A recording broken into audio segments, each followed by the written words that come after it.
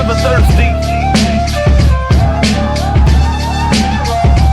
Never thirsty. There we go. There he is. There he is. How you doing, man? There you are. There we go. Okay, so my What's point up, I was brother? trying to make was, Yes. What's good, you fellas? know, there was WireFang is happy. There is an undeniable, there's a talented group of people. There's a segment of people in New York, and it's blowing up so fast that it's undeniable. Now, I grew up in Canada, in Toronto. Okay, so I will say that there was a moment in the early, like 83, 84, 85, when like break dancing sort of broke through first, and then hip hop sort of came along with it. And I can remember I do remember Rapper's Delight in The Message. And ironically, I remember Wham had a record called The Wham Rap where they were rapping, and Blondie had a record with Fab Five Freddy.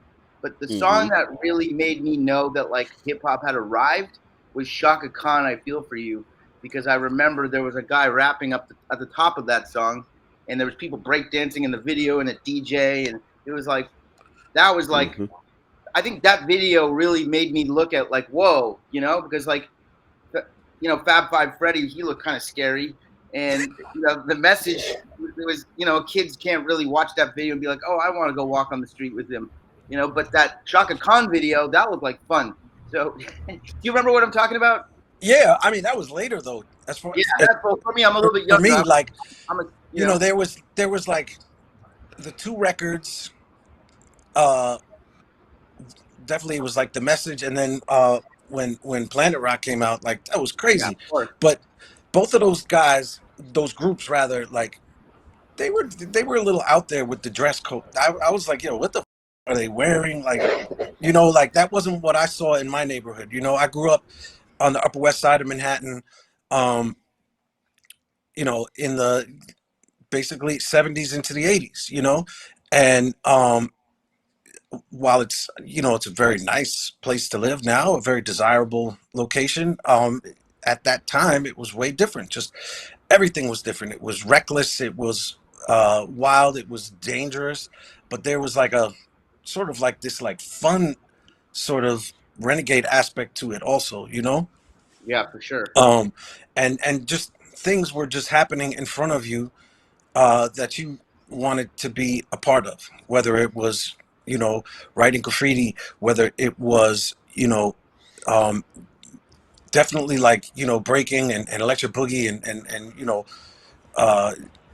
top rocking and all of that. But it's just like my neighborhood in Manhattan was pretty close to Rocksteady Park. So Rocksteady crews, just like all hail, like they were, that was it. Rocksteady, Zulu Nation. You just became ingrained in your vocabulary. And as more records started to come out, I was just like, there's a whole era of, if we really want to talk old school rap, like my definition of it is going to be different than most people's, because we're talking about like you were there and you saw you saw stuff that the rest of us didn't see. Yeah, and it may not have popped nationally, but like Fearless 4, Treacherous 3, Crash Crew, everything's a crew though. It's like different pockets of crews. It wasn't like, for sure. It wasn't like one guy coming out and being like, I'm the king, like Slick Rick did years later. Yep. But, and then like the